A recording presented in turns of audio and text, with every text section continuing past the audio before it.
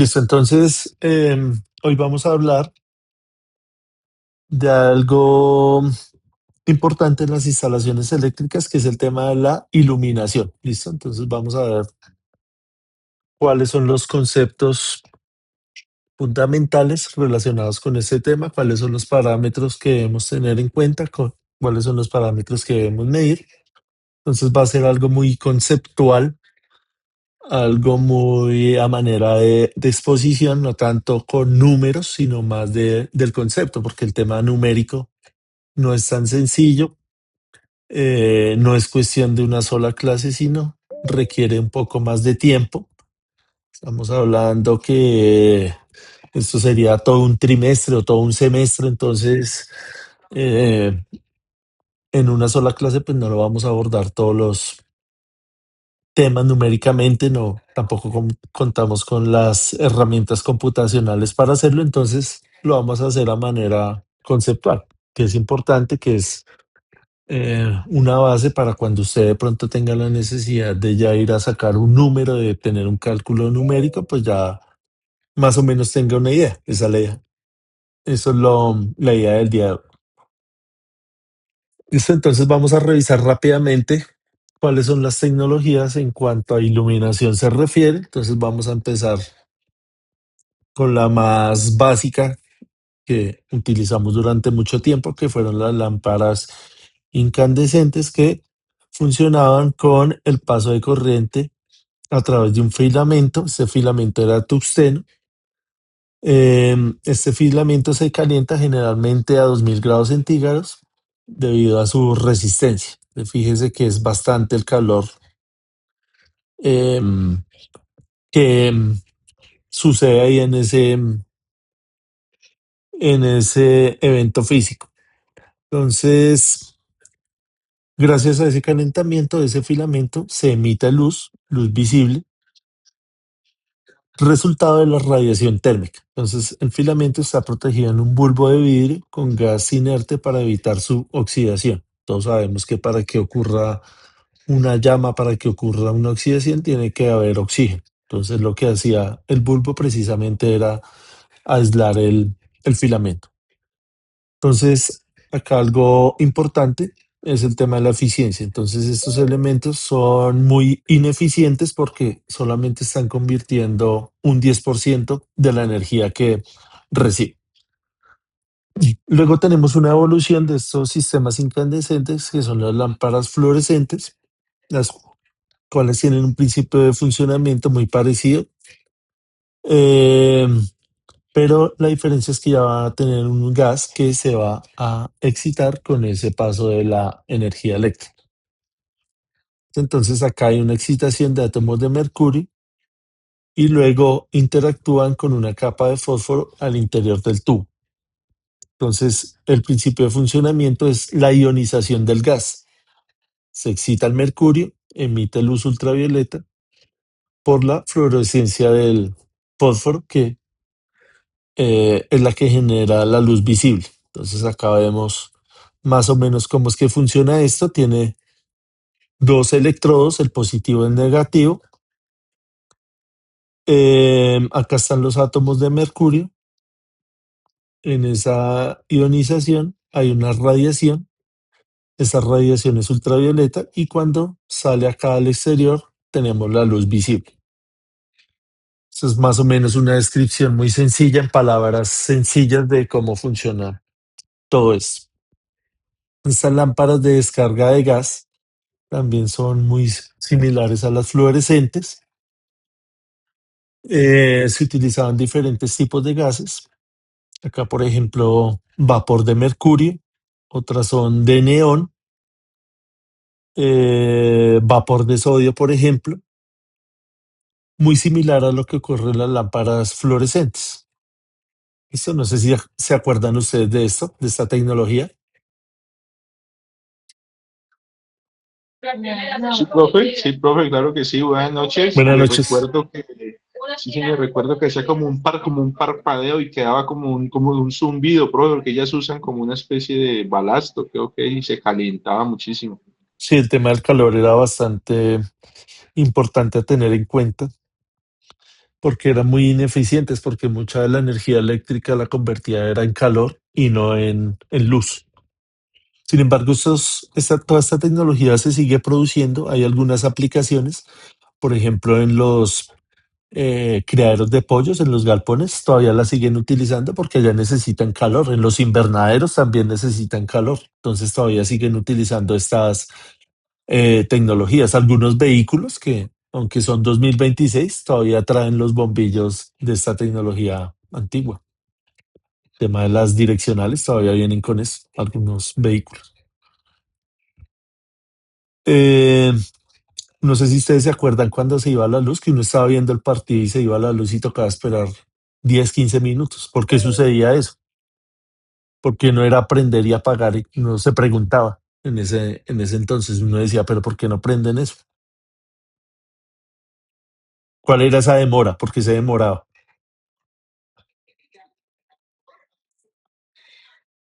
Precisamente por esto, porque como el principio de funcionamiento es con gas, ese gas se demoraba en ionizarse.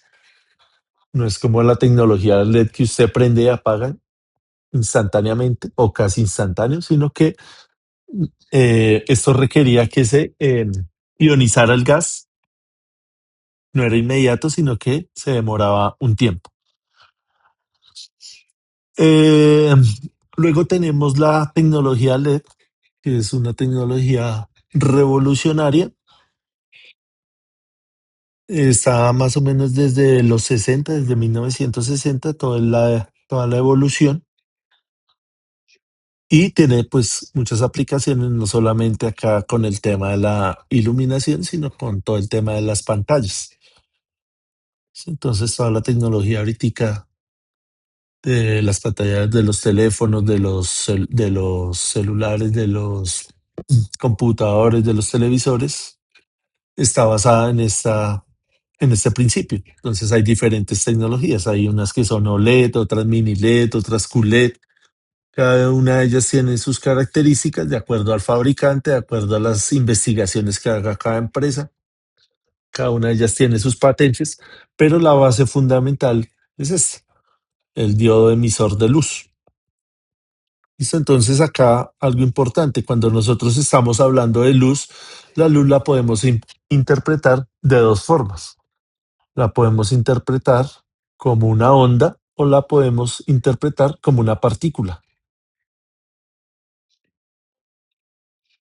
¿Listo? Entonces acá en este rango del espectro electromagnético hay una frecuencia que es la luz visible. Ustedes saben que hay rayos X, rayos ultravioleta, que son rayos gamma, que son eh, emisiones de energía con diferentes frecuencias. Acá estamos hablando de frecuencia.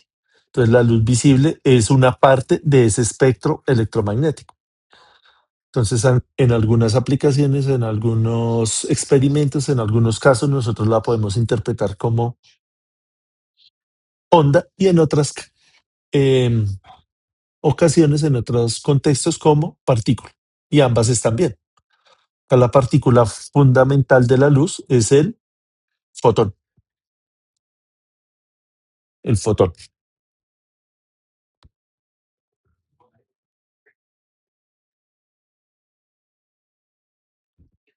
Listo, entonces acá lo que significa LED es diodo emisor de luz. Ya vamos a ver un video donde nos van a explicar un poquito mejor qué es un diodo.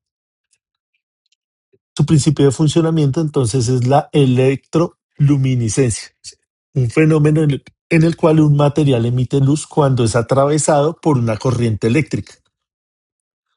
Las lámparas LED son dispositivos de estado sólido, algo también importante para destacar acá en esta información, estado sólido, lo que significa que no dependen de un filamento o gas para generar luz.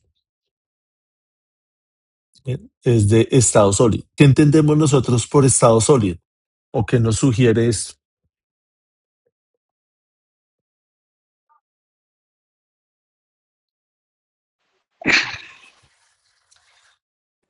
Que es tangible o se puede tocar.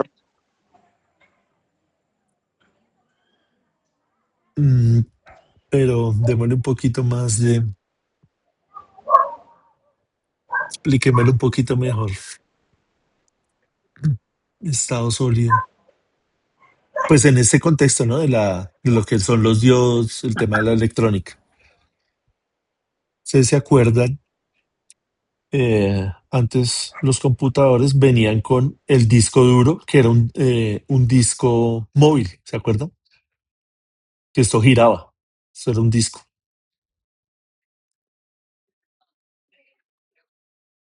Y luego fueron reemplazados por los SSD, que son los discos de estado sólido. ¿Qué quiere decir que sea de estado sólido? Que son elementos acá compactos, sin ninguna parte móvil, sin ninguna parte mecánica. ¿Y esto qué son? Son tarjetas, ¿cierto? Son microprocesadores que están haciendo una función de compartir información y de almacenamiento. Entonces, cuando nosotros comparábamos el disco que estaba acá girando con el de estado sólido, acá este tenía mayor capacidad de almacenamiento en menor espacio. Y su principio de funcionamiento es totalmente diferente. Acá almacenábamos información con el principio acá eh, del magnetismo que se guardaba en el disco. Acá su principio de funcionamiento es con los MOSFET, que son los transistores, que en un disco de estos tenemos millones de transistores. Estamos hablando acá que son transistores muy pequeños. En una tarjetita de esas podemos encontrar millones de transistores. Y el almacenamiento ya es con ese principio de funcionamiento de estado sólido, o sea, no hay cosas moviéndose. A eso nos referimos. Lo mismo pasa entonces acá con esta tecnología LED. Ya es diferente a la parte de la ionización de un gas o el calentamiento de ese filamento. Esto sería más o menos como esa diferencia entre esas dos tecnologías. Listo, entonces acá nuevamente nos hablan de la emisión de los fotones, es decir, estamos entendiendo la luz como una partícula. Listo, entonces acá en el siguiente video lo vamos a entender más claro. Voy a compartir acá.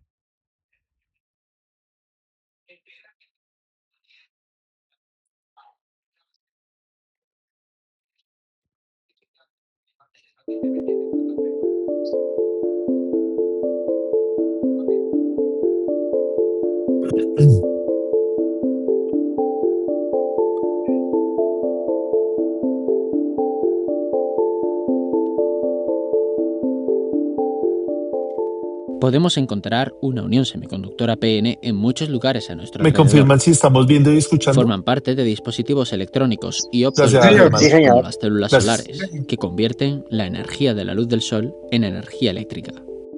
En diodos emisores de luz, conocidos como LEDs, en diodos rectificadores y en transistores.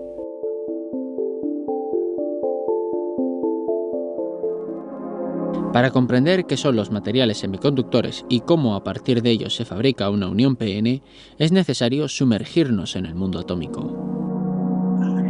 El semiconductor más empleado hoy en día es el silicio.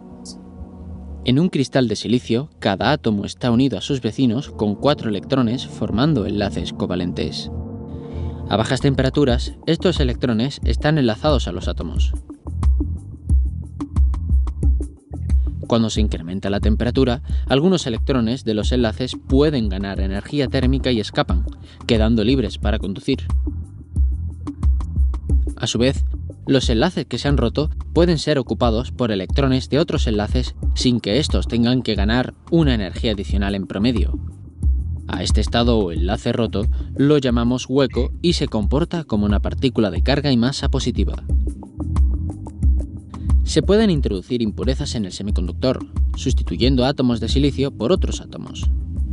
Si los nuevos átomos poseen 5 electrones en su capa más externa, 4 de ellos completarán los enlaces del silicio al que sustituyen y el electrón adicional quedará débilmente ligado al átomo. A temperatura ambiente, este quinto electrón suele liberarse de su átomo original pasando a ser un electrón de conducción. La impureza queda, así, con una carga positiva.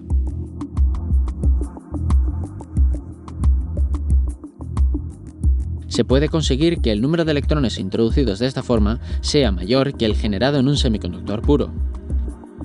Para ello, se deberá introducir un número de impurezas apropiado.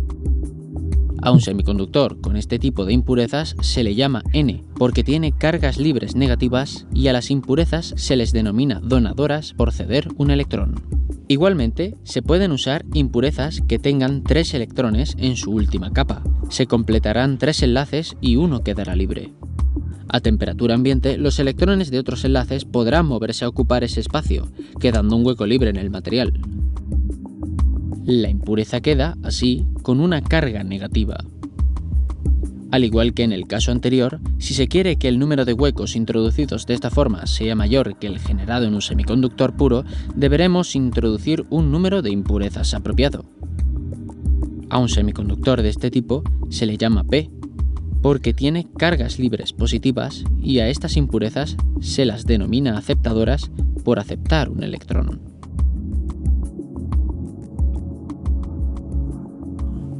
Una unión PN es una estructura formada por regiones vecinas con dopados distintos, de tipo P y de tipo N.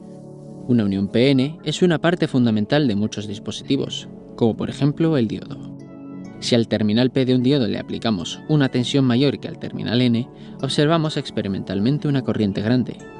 Si al terminal N le aplicamos una tensión mayor que al terminal P, observamos experimentalmente una corriente extremadamente pequeña, despreciable para la mayor parte de aplicaciones prácticas. La unión PN presenta este comportamiento asimétrico, pudiendo conducir en un sentido pero no en el contrario. De esta manera, tenemos un comportamiento muy peculiar que puede ser aprovechado en circuitos. Para entender este funcionamiento particular de la unión PN, debemos hablar de 2 mecanismos capaces de crear corriente eléctrica: el mecanismo de difusión y el mecanismo de arrastre. Una manera de entender el mecanismo de difusión es imaginar 2 conjuntos de partículas de diferentes colores concentradas en 2 zonas distintas. Si las partículas tienen libertad de movimiento en diversas direcciones, el movimiento aleatorio de estas tiende a igualar la concentración en todo el volumen. La difusión es el mecanismo físico que da lugar a que las partículas se propaguen intentando ocupar el máximo volumen posible. El mecanismo de arrastre consiste en un movimiento provocado por un campo eléctrico. Este campo empuja a las cargas móviles positivas en un sentido y a las negativas en el opuesto. Si hay un campo en una región del espacio, habrá un potencial eléctrico asociado al mismo. El campo eléctrico apuntará en la dirección en la que el potencial eléctrico decrece. El potencial eléctrico variable actúa como una barrera para el movimiento de las cargas. Sus efectos se pueden entender con la siguiente analogía. Supongamos un cuerpo que se mueve en el campo gravitatorio con una cierta velocidad. Si el cuerpo se eleva, pierde energía cinética y gana energía potencial. Si la energía cinética inicial no es suficiente, el cuerpo no será capaz de superar la barrera, y en el caso de que la energía cinética inicial fuera suficiente, se superaría e incluso puede sobrar energía cinética para continuar su movimiento. Análogamente, el potencial eléctrico se comporta para las partículas cargadas como una barrera que permitirá a las partículas superarlo o no en función de su energía cinética.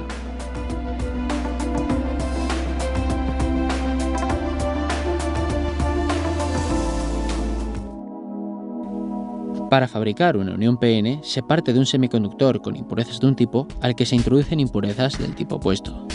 Para comprender el funcionamiento de la estructura se emplea un modelo didáctico. Consiste en imaginar los procesos que se darían si se pudiera unir perfectamente un semiconductor de tipo P con un semiconductor de tipo N mediante contacto. Un semiconductor P tiene una gran concentración de huecos y un semiconductor N tendrá una concentración de huecos mucho menor.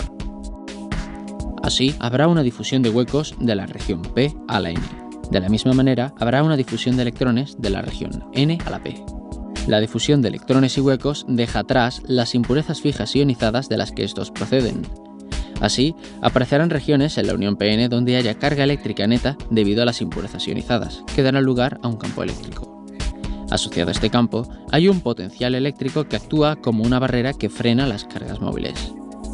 El equilibrio se alcanzará cuando la corriente de difusión de las cargas móviles se iguale a la corriente de arrastre.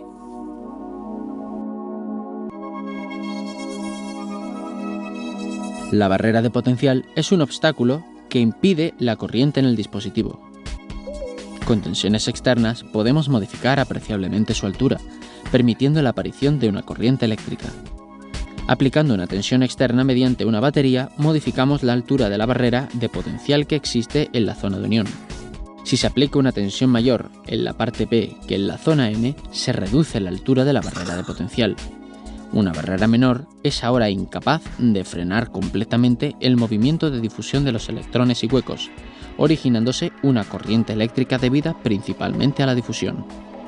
En estas condiciones, se dice que la unión PN opera con polarización directa. Si se aplica una tensión mayor en la parte N que en la zona P, se incrementa la altura de la barrera de potencial. La mayor altura de la barrera de potencial impide el movimiento de difusión, no habiendo corriente eléctrica apreciable. Se observa, por tanto, que la unión PN puede conducir solamente en un sentido, dando lugar a una corriente que se incrementa muy rápidamente cuando la barrera de potencial se disminuye notablemente.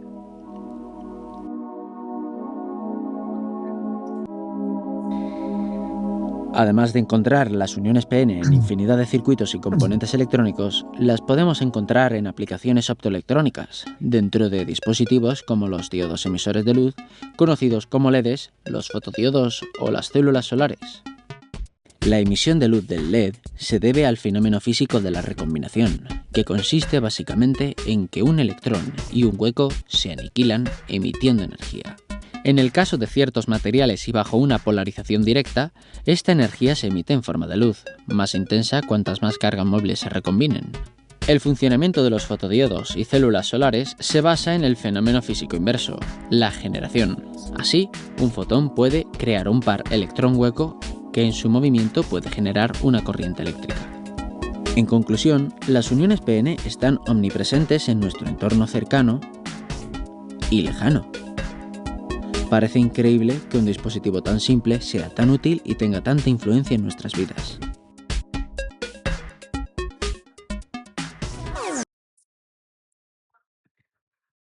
Listo, no sé si tengamos alguna inquietud, alguna observación, algo que nos haya surgido, alguna pregunta.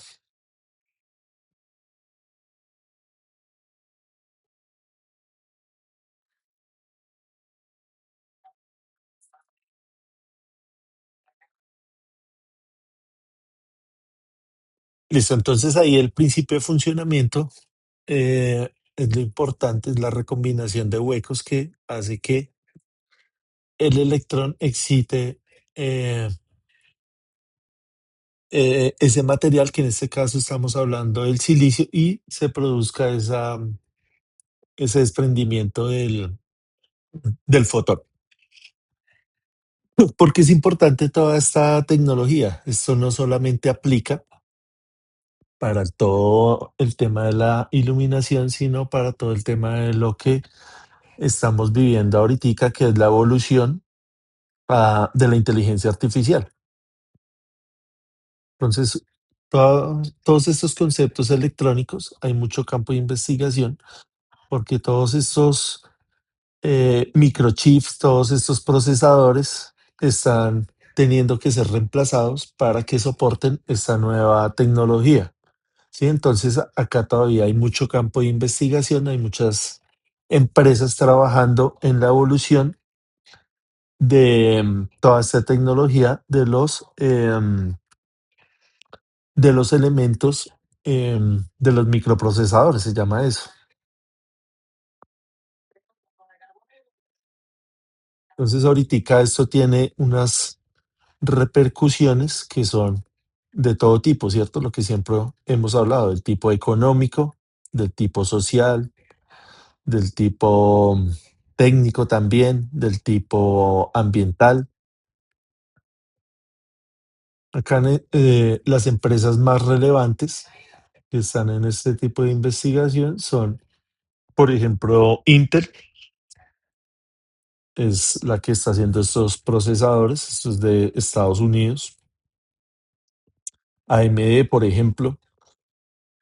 Hay una empresa taiwanesa también, se me va ahorita el nombre, Nvidia, por ejemplo, que son los que están mandando en todo este tema de la inteligencia artificial. Hay especulaciones, por ejemplo, en el campo económico referente a que no hay materiales, no hay suficiente materia prima para hacer em, los procesadores. Entonces, empieza el tema de la especulación, empieza el tema de la variación de los precios, de la especulación en precios. Entonces, esa sería como una connotación económica. Y digamos que en la parte técnica, todas estas empresas están proyectadas más o menos a em, dar resultados, avances significativos en 20 años. Obviamente que hay otras que están proyectadas a 5 años, otras a 10 años. Eso es lo que dicen públicamente. Obviamente que no, ellos no van a revelar sus secretos, ellos no van a eh, decir públicamente toda la información. Eso es lo que dicen a los medios de comunicación, pero pues seguimos en el ámbito de la especulación. ¿Listo? Entonces, a veces de pronto todas estas tecnologías que nosotros ya las damos por hechos, que ya creemos que hasta ahí llegaron, esto sigue evolucionando.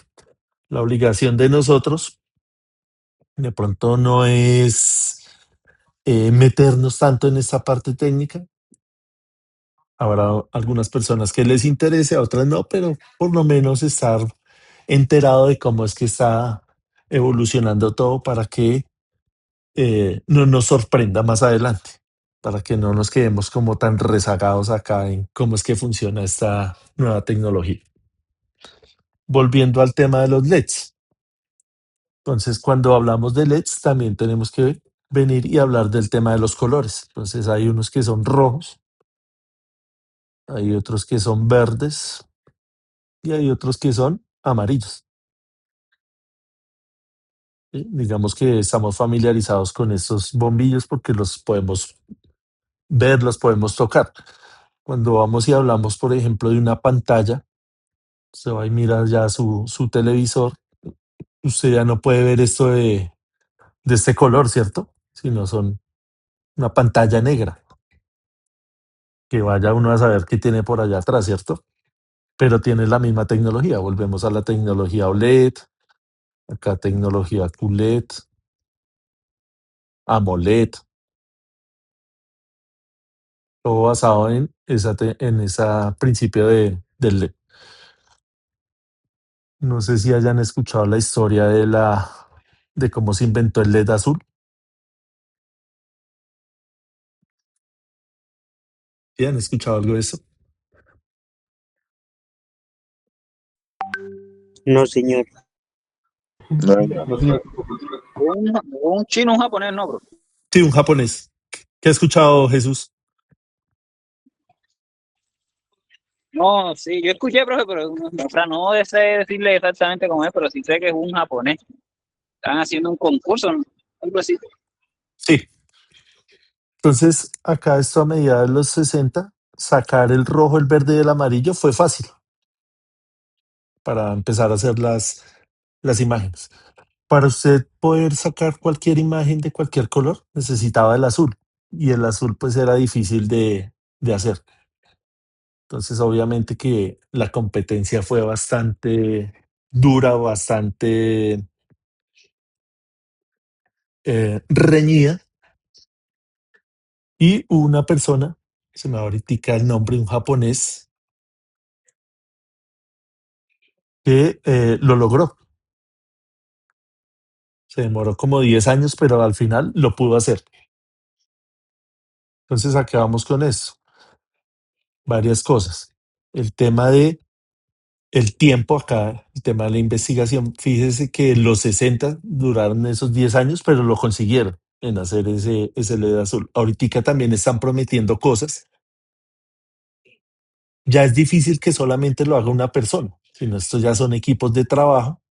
El tema de las patentes, acá Este señor le dieron su premio Nobel de física.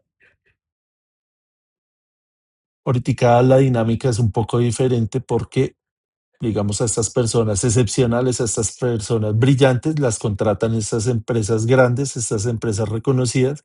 Ya no le van a dar el reconocimiento a él, sino el reconocimiento va a ser para la empresa, porque es la que está poniendo toda la infraestructura, todas las herramientas, toda la información. Entonces, ellos son los que hacen estas patentes. ¿Listo? Entonces, acá el mensaje es el de siempre. Habrá personas que les gusta enfocarse acá, digamos, en la parte técnica, de brindar soluciones, de hacer mantenimiento, de hacer el diseño. Hay otras personas, digamos que acá en las empresas están enfocadas más en la parte comercial, en la parte diplomática de las relaciones entre los países, entre China, Estados Unidos, Taiwán, que son las que lideran todo este mercado. ¿Sí? Entonces, eh, el mensaje es siempre el mismo, que cada uno mire qué habilidades tiene y dónde se encuentra mejor.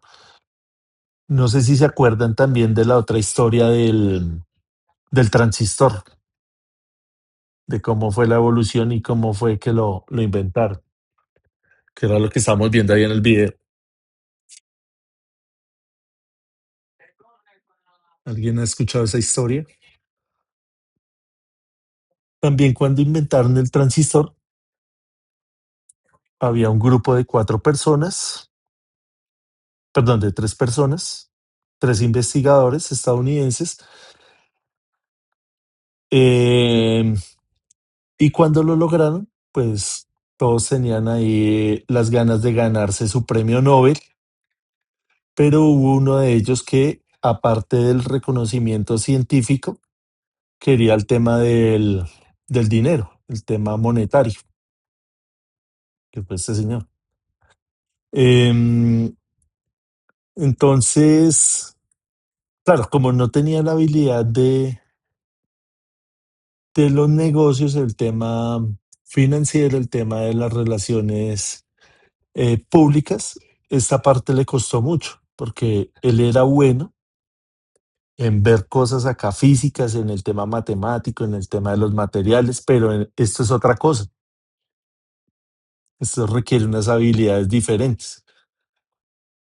Entonces vino una persona acá externa a este grupo y él sí sabía cómo era esta cuestión y fue el que fundó esta empresa, la de Intel, que ya sabemos cuánto dinero tiene Intel. Entonces acá se quedaron con las ganas y sí tuvieron el reconocimiento a su trabajo de ciencia, pero esto nunca lo vieron.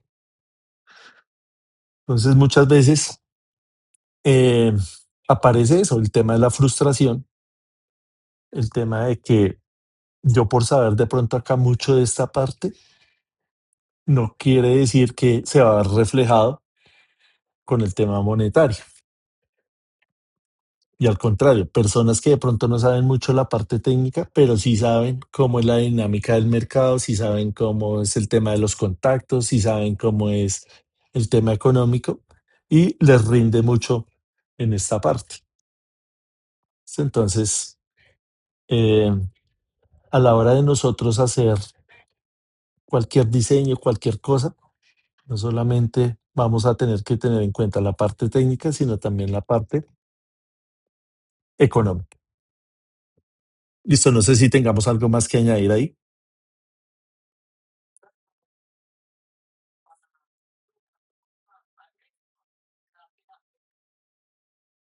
No, señor. Les voy a compartir la asistencia, porfa, para que la vayamos llenando. Listo, vamos a retornar a la parte técnica y vamos a revisar rápidamente cuáles son eh, las unidades de medida cuando estamos hablando de iluminación. Entonces tenemos acá La primera de ellas, que es el lumens, que se refiere a la medición del flujo luminoso. Cuando estamos hablando de flujo luminoso, tenemos que tener en cuenta acá el tema de la dirección. Quiere decir que estamos midiendo en todas direcciones con respecto a la fuente de iluminación. En este caso, un bombillo, él va de manera radial a emitir ese flujo. A eso es lo que nosotros llamamos los lúmenes. Hay otra cantidad que es la intensidad luminosa, que la medimos en candelas. Entonces, acá podemos remitirnos al concepto también de medición directa e indirecta. ¿Cuál de estas dos sería una medición directa y cuál indirecta?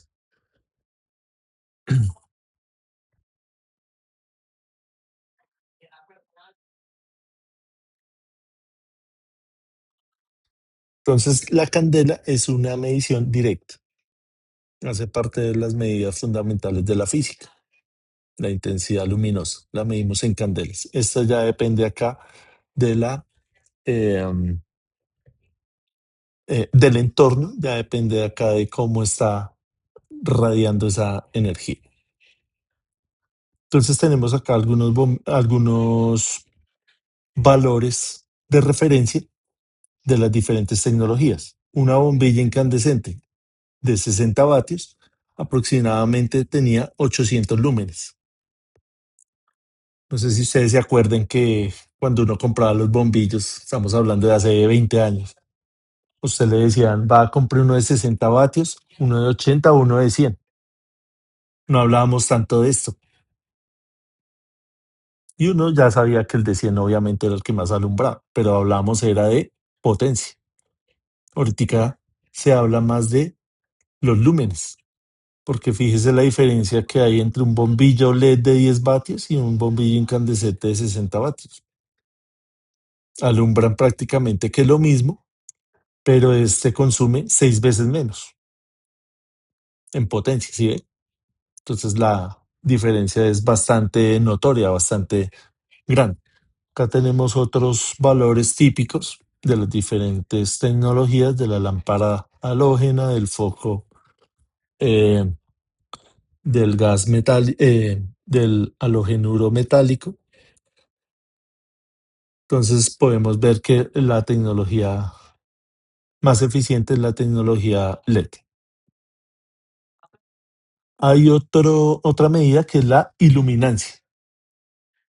Entonces la iluminancia es la cantidad de luz que incide sobre una superficie por unidad de área. Entonces acá le metemos área, le metemos superficie.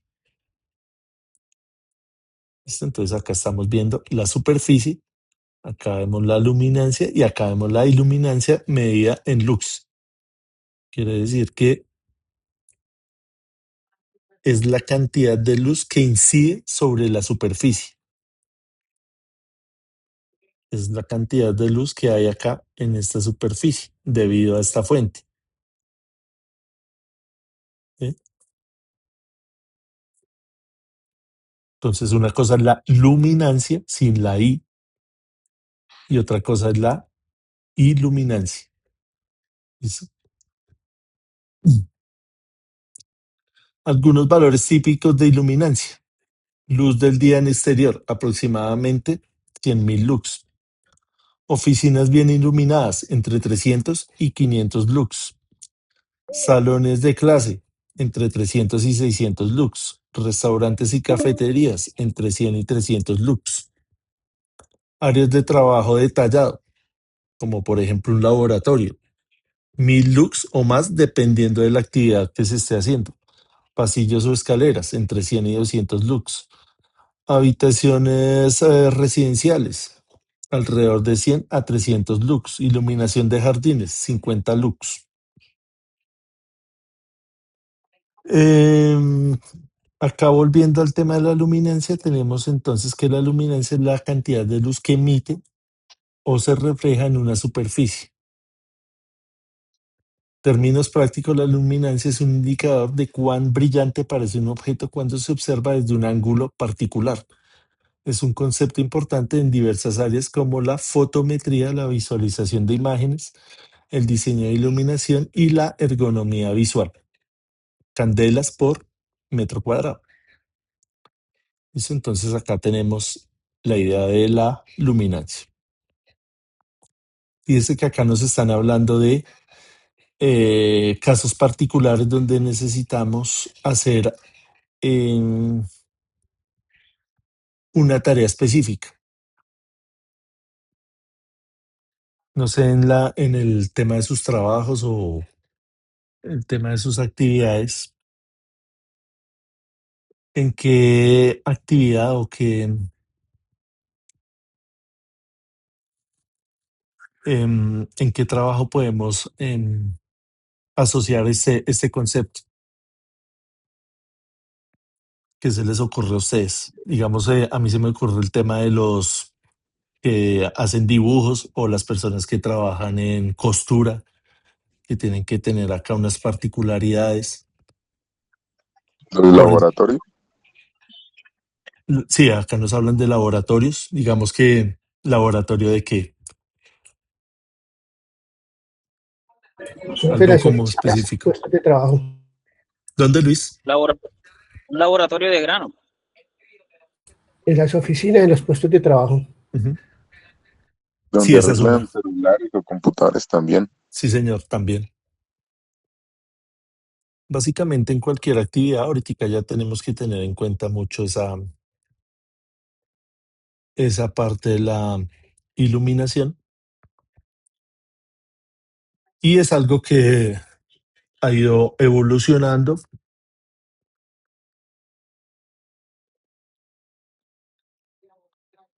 A veces se hacen unas cosas y después resulta que no era tan bueno y se van cambiando. Vemos que antes a nivel hospitalario todo se utilizaba de color blanco. Entonces las paredes, los elementos, las batas de los doctores, de las enfermeras, todo era blanco. Se creía que era la mejor opción. Ya después se dieron cuenta que no era tan así. Entonces ahí ya empezaron a cambiarle los uniformes a los doctores, ya las enfermeras tenían otro tipo de uniformes, porque el tema de siempre estar todo el mismo color también generaba cansancio y generaba un poco de confusión, porque el cerebro no detallaba tan fácilmente las diferencias que había entre los objetos, sino que como todo era del mismo color, todo era monocromático, entonces aparecía ese tema de la confusión y del cansancio. Entonces todo esto es evolutivo, salen nuevas teorías, salen nuevas cosas que argumentan cuál es la mejor opción.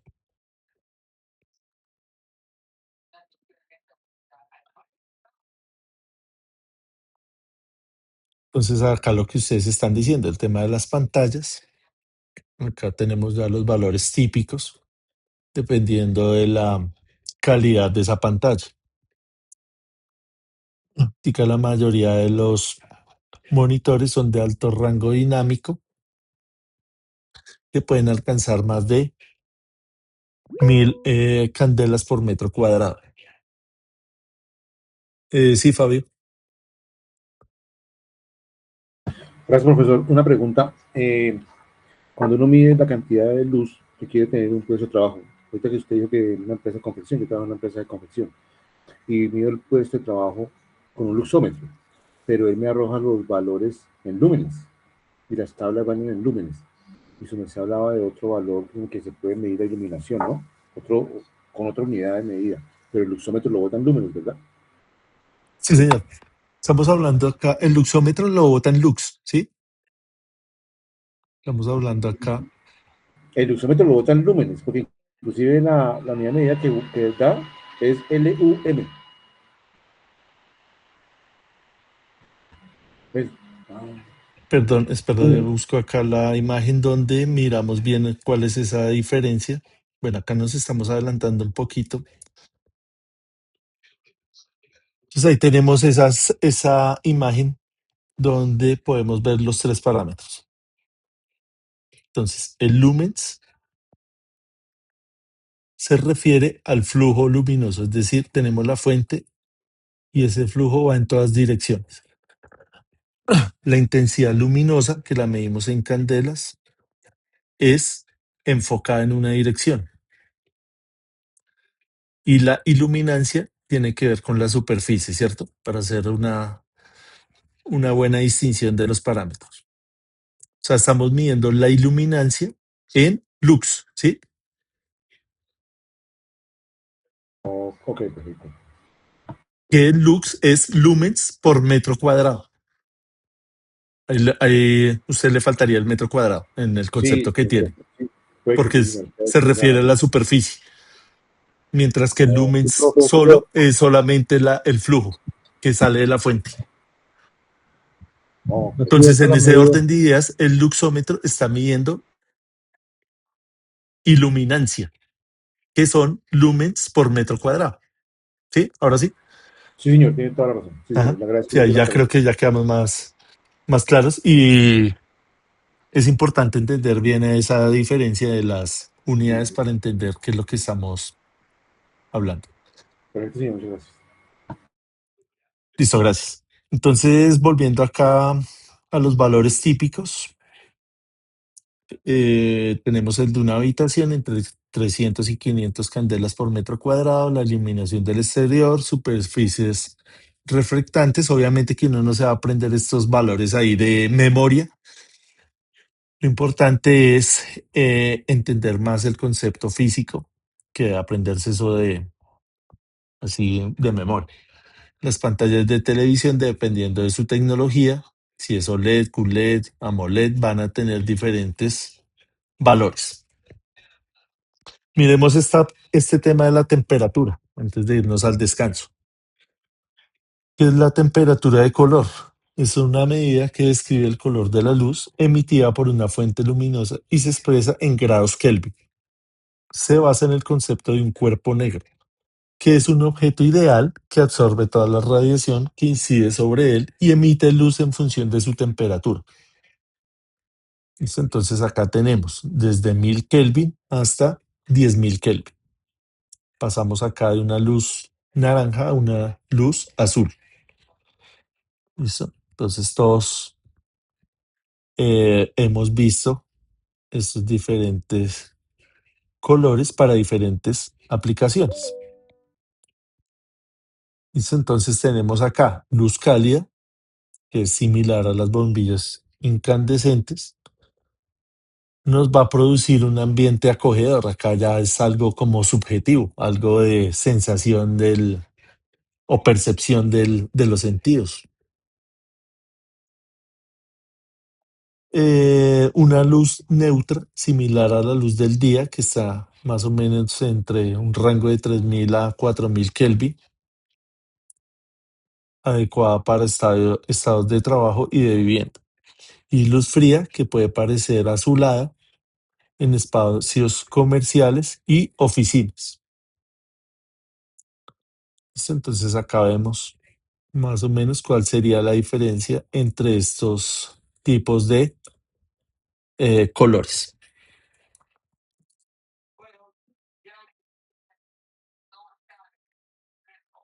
En un ambiente industrial, ¿utilizaríamos esta luz cálida? No, señor. Digamos en una No, señor. fábrica textil, volviendo al tema del textil, ¿utilizaríamos esta luz cálida? Tenderíamos a usar más que todo el azul. O en un hospital, por ejemplo, tampoco, ¿cierto? Quiere decir que en ninguna actividad industrial podemos utilizar esta luz cálida.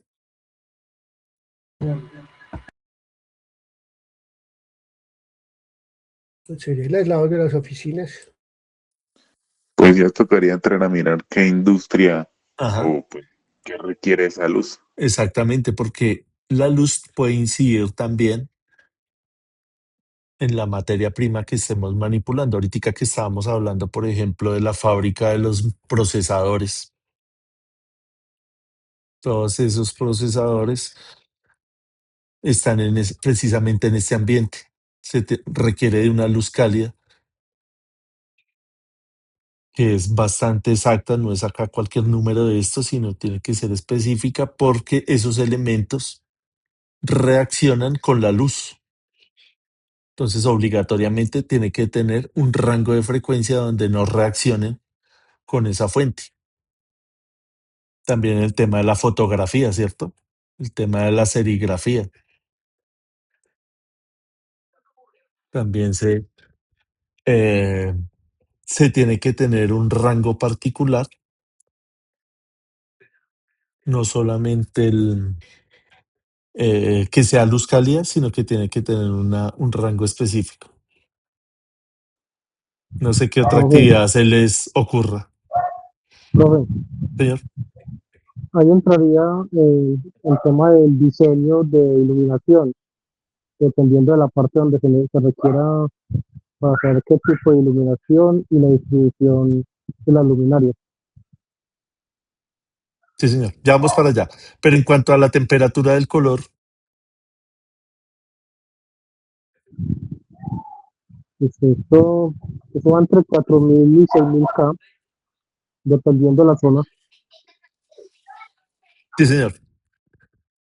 O sea, coincidiría con lo que tenemos acá en esta tabla. 3000 y 4000, que es como lo más común, ¿cierto? Luz neutra para trabajo y viviendas. Sería lo que utilizaríamos así de manera muy general. Ya fíjense que lo que estamos hablando acá ya se sale un poquito de lo normal. Acá estamos hablando ya de cosas, procesos industriales ya muy específicos. Si vamos a hablar de una fábrica de procesadores, pues no estamos hablando de cualquier fábrica ahí eh, mal diseñada, sino esto ya es tecnología de punta, ¿no?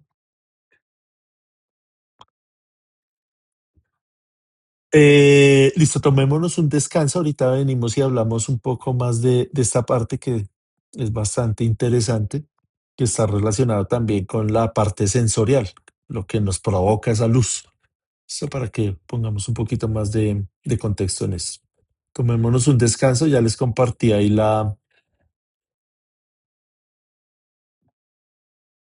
les compartí la asistencia, porfa, para que no se les olvide llenar. Son las 9, veámonos a las 9:10.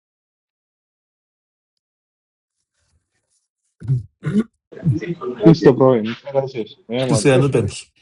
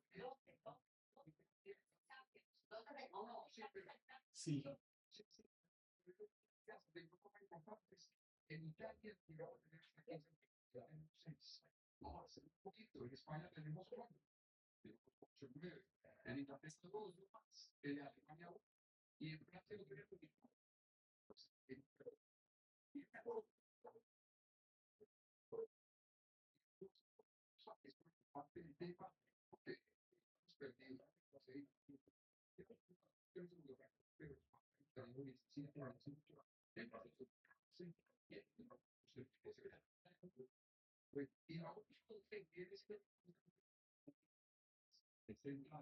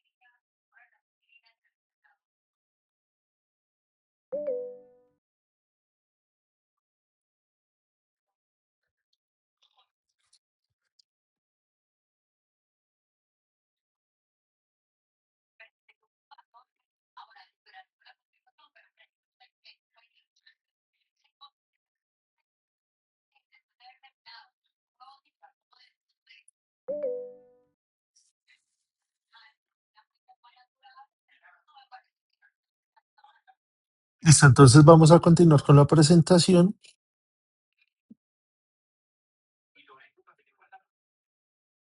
Confirmamos, por favor, si estamos escuchando bien, si estamos viendo la pantalla. Sí, señor. Gracias, Laura.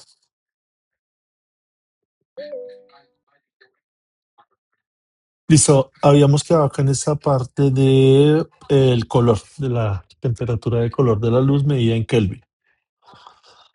Entonces fíjense que acá también hay una parte que es la percepción o lo que provoca en el estado de ánimo de las personas. Digamos que esta luz cálida, lo que nos decían ahí, nos provoca como algo acogedor, un ambiente eh, cálido, algo que nos genera como tranquilidad.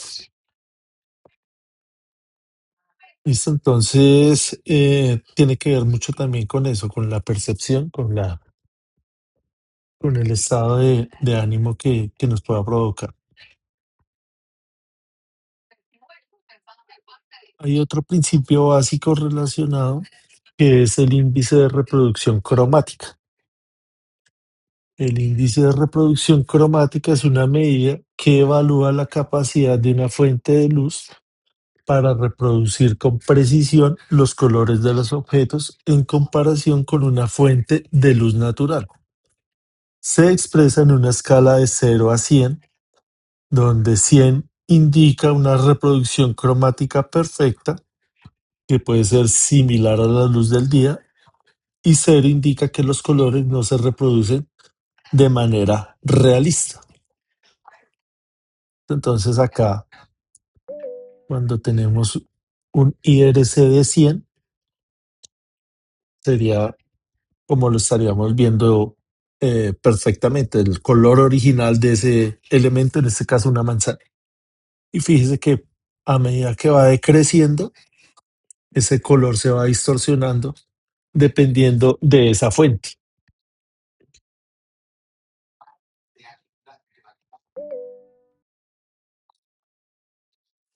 ¿En qué contextos, perdón, en qué contextos podríamos aplicar este concepto? ¿Qué se les ocurre?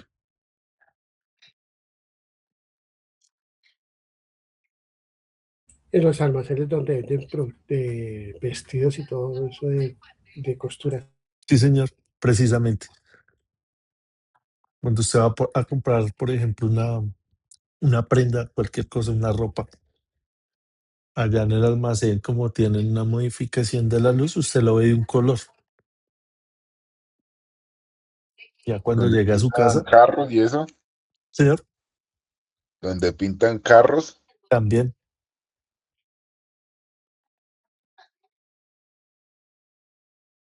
dependiendo de la incidencia de la luz, usted lo ve de un color. Usted cuando compra algo por internet, se compra un saco, compra un pantalón y le pareció bonito ahí en la foto. Y cuando llega, es un color totalmente diferente al que usted tenía en la mente o lo que muestran ahí en las fotos. ¿Por qué? Porque cuando le toman esa foto, eh, el ambiente lumínico es diferente al que usted tiene allá en su casa. Acá, por ejemplo, nos hablan de galerías de arte. Entonces, si usted va a hacer una instalación eléctrica en una galería, pues obviamente que tiene que tener en cuenta eh, este parámetro, tiene que ya ser algo muy detallado, algo ya bien diseñado, no es como ir a hacer una instalación en una casa ya que pues vamos a utilizar cosas más generales, más comunes, de pronto no le damos tanta importancia, diferente a ir a hacer una instalación en una galería, donde van a ver allá cuadros, cosas que va a venir gente experta a detallar esos cuadros. Listo, entonces podemos quedarnos acá con esta imagen para entender bien cuáles son esos parámetros y cuáles son las unidades. Listo, entonces tenemos la fuente de iluminación, lo que sale alrededor de ella y lo que conocemos como el flujo luminoso. Cuando medimos la dirección de ese flujo, estamos hablando de la candela, y cuando medimos acá eh, la superficie que está iluminando ese flujo, estamos hablando de la luminancia, medida en candelas por metro cuadrado. Esto es muy parecido a lo que nosotros medíamos cuando eh, hacíamos el estudio de los sistemas fotovoltaicos. Allá nosotros también hablábamos de radianza y de irradiancia, que era toda la energía que venía del sol, la parte visible. Todos sabemos que el panel fotovoltaico, como su nombre le indica, funciona con la luz visible. Quiere decir que no va a aprovechar todo el espectro electromagnético, sino una fracción de él. Ya tenemos otra imagen que nos dice lo mismo, lúmenes para medir el flujo, candela por metro cuadrado para medir la luminancia, candela para medir la intensidad lumínica y lux para medir la iluminancia. Entonces ahí están todos los parámetros relacionados para entenderlos de mejor manera.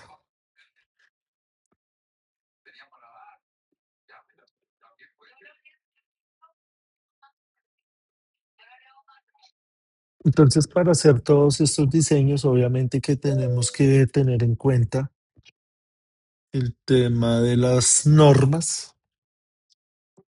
Entonces, en el RETIE, en la NTC 2050, en el RETILAB, vamos a encontrar ya de manera normativa todo esto que estamos hablando. Como les decía anteriormente, digamos que cuando uno está estudiando en el SENA o en la universidad, todos estos conceptos que estamos hablando ahorita, usted los va a ver en periodos de trimestrales o en un semestre, inclusive más tiempo, 2, 3 semestres para gente más especializada. Entonces, acá simplemente estamos haciendo un resumen. Ya si usted quiere ir a eh, enfocarse más en esto, ya tiene que ir a utilizar estas ecuaciones. Fíjese que tampoco son ecuaciones demasiado complejas. Acá los parámetros que tienen estas ecuaciones, pues son parámetros empíricos, es decir, que están basados en laboratorios físicos. Son derivados de esas mediciones que se hacen y nos están hablando en todos los términos que hemos tratado ahorita. Por ejemplo, acá, un ejemplo muy sencillo, nos dicen que para un salón de 50 metros cuadrados con una iluminancia requerida de 300 lux y un factor de utilización de 0.7 y un factor de mantenimiento de 0.8, hacemos unos cálculos para mirar cuántos son los lúmenes. Acá, por ejemplo, nos están hablando de dos factores, uno de utilización y otro de mantenimiento. Entonces, acá explicamos qué es. El de utilización representa la eficiencia con la que la luz emitida por una fuente, que puede ser una lámpara, llega a la superficie que desea iluminar. Tiene que ver entonces con la geometría del espacio, el color y la refractancia de las paredes. Bien. También puede haber refractancia por la misma iluminaria. ¿Listo? Entonces ahí ese factor de utilización puede cambiar entre un valor alto y un valor bajo. El valor alto estaría entre 0.7 y 0.9. Un valor alto significa que una mayor cantidad de luz llega al área del objetivo. Y un valor bajo es que se pierde o se refleja en otras superficies. Ese sería el factor de utilización. Y el factor de mantenimiento se refiere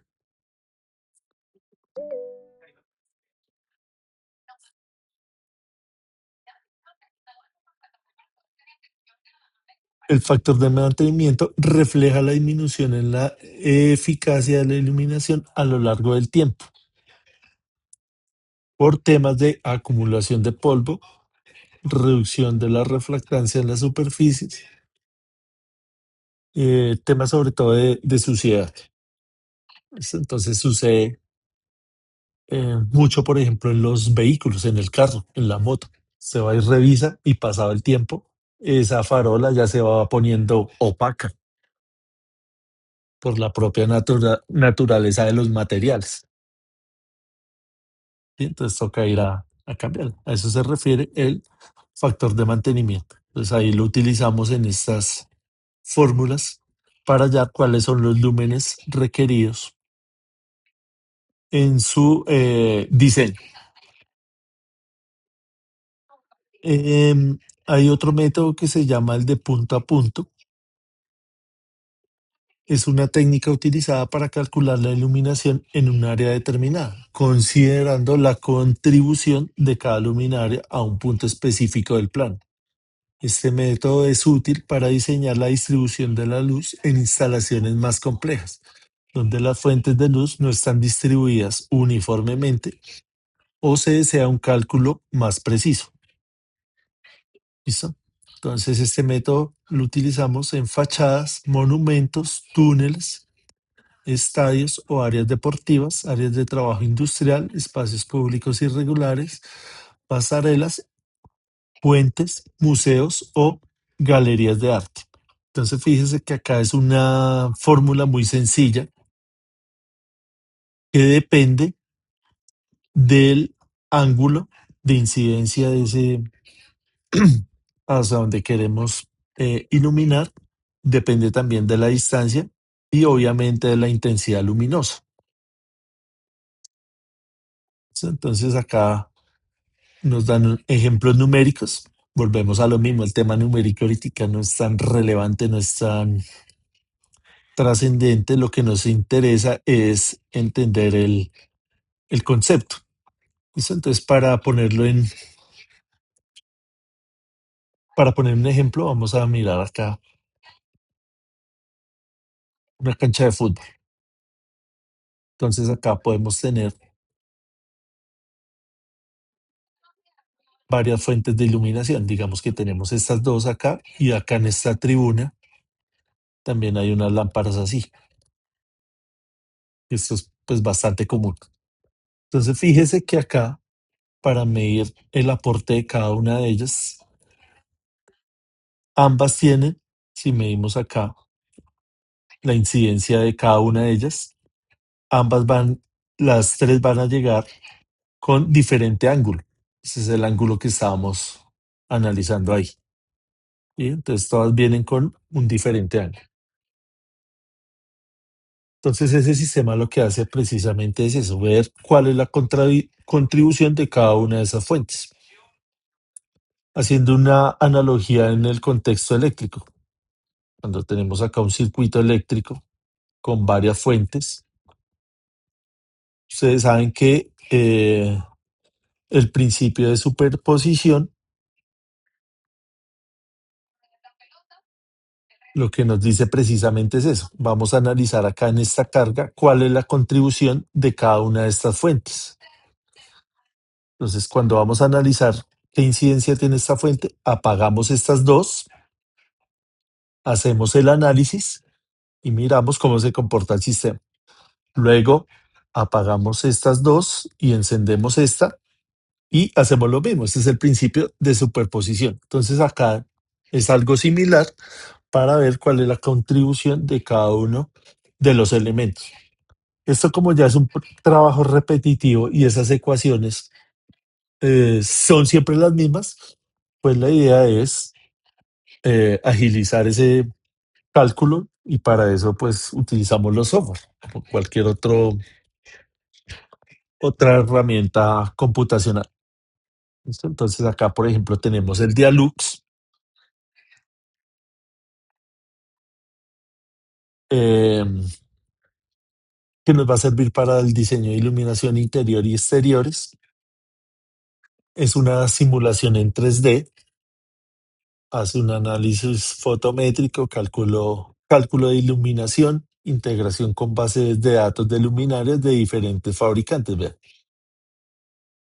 No solamente le hace la medición, sino le integra qué elemento puede utilizar, de qué fabricante específico. Le da una recomendación.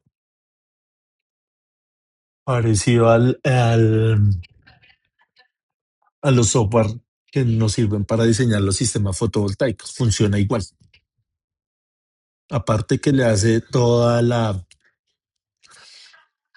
eh, todo el cálculo numérico, le sugiere qué fabricantes o qué marca utilizar.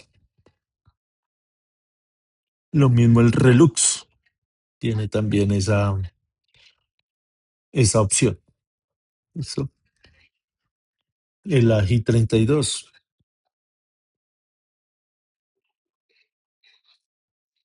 son como los más conocidos. El AutoCAD también viene con una extensión, viene con un plugin, así como viene un plugin de electricidad, viene también con uno de iluminación. Ustedes saben que los arquitectos son duros en esta parte del diseño, en esta parte del manejo de estas herramientas computacionales. Entonces, estos diseños casi siempre son multidisciplinares. Entonces, acá el arquitecto se imagina la parte estética, se imagina el entorno, la parte del diseño, y la parte de la ingeniería pues materializa esa idea. Acá nosotros tenemos una mente de pronto un poco más cuadrada, un poco más tirada hacia la parte de los cálculos, hacia la parte numérica. Acá estas personas están más enfocadas en la parte creativa, la parte estética de las cosas.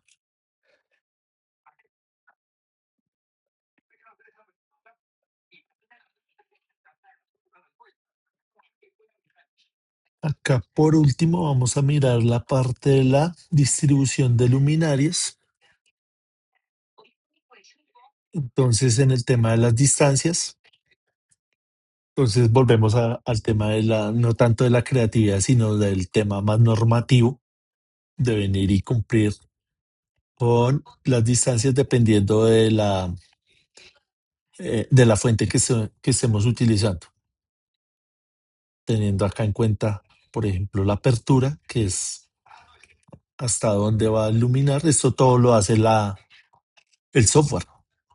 Se va y pone allá un elemento determinado y él le dice todos estos datos.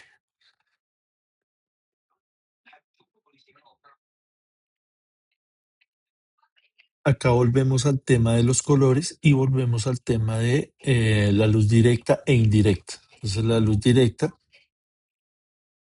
es la que viene de la fuente directamente a la superficie que estamos teniendo en consideración.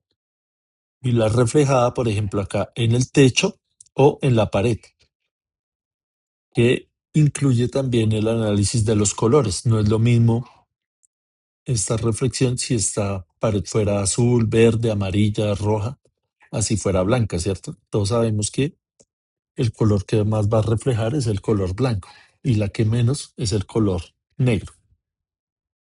Todo esto también lo hace el software. Entonces, no es lo mismo hacer el diseño así tal cual como está en la foto, le va a dar una respuesta a si hubiera acá, por ejemplo, una ventana. La respuesta es diferente, porque acá la reflexión va a ser diferente. También puede haber una fuente de luz natural. Otro concepto es el tema de la iluminación general y de la iluminación puntual o localizada. Acá tenemos un espacio donde la iluminación es amplia, acá está localizada con esta lámpara y acá es un poco más puntual con estas dos lamparitas de acá.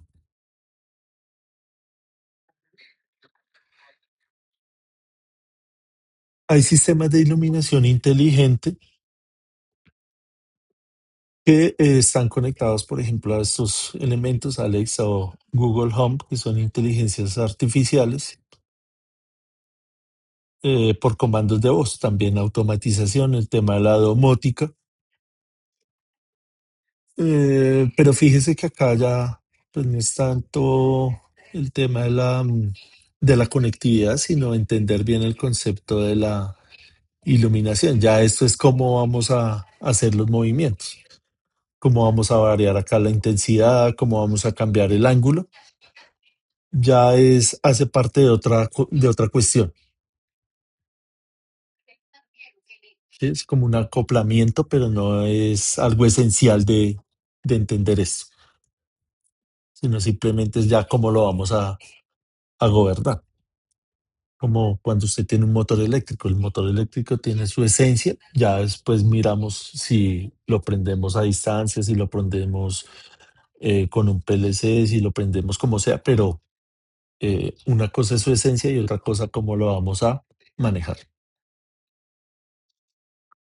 Listo, esto sería lo que les quería mostrar el día de hoy. Espero que les haya servido, que les haya gustado. No sé si tengamos algo más que añadir ahí, alguna observación.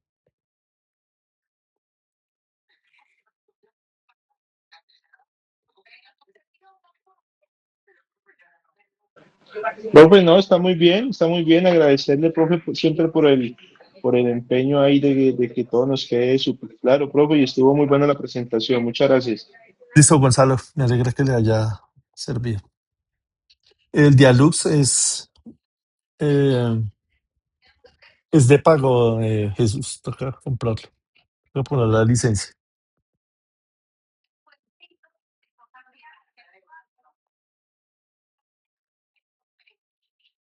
Ahorita no sé exactamente cuánto estará costando. Yo tenía una licencia, pero era ya del SENA, solamente estudiantil.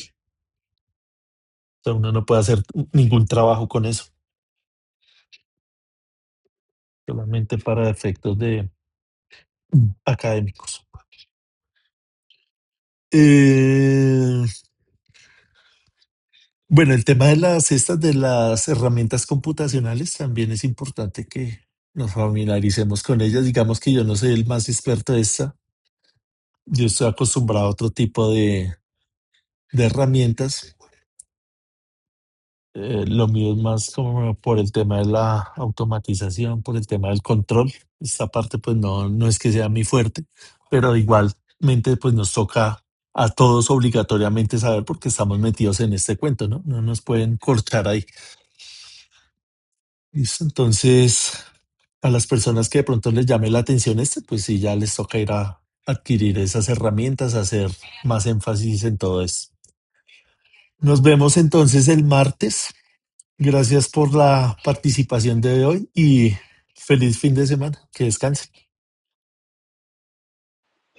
Gracias, Gracias, instructor. ingeniero. Muchas Feliz noche. gracias. Una feliz noche. Igualmente, hasta luego. Gracias. A ustedes, que Gracias, descansen. profe, a todos. Hasta luego, profe, que descansen. Igualmente, Luego, profe, gracias. gracias. A ustedes.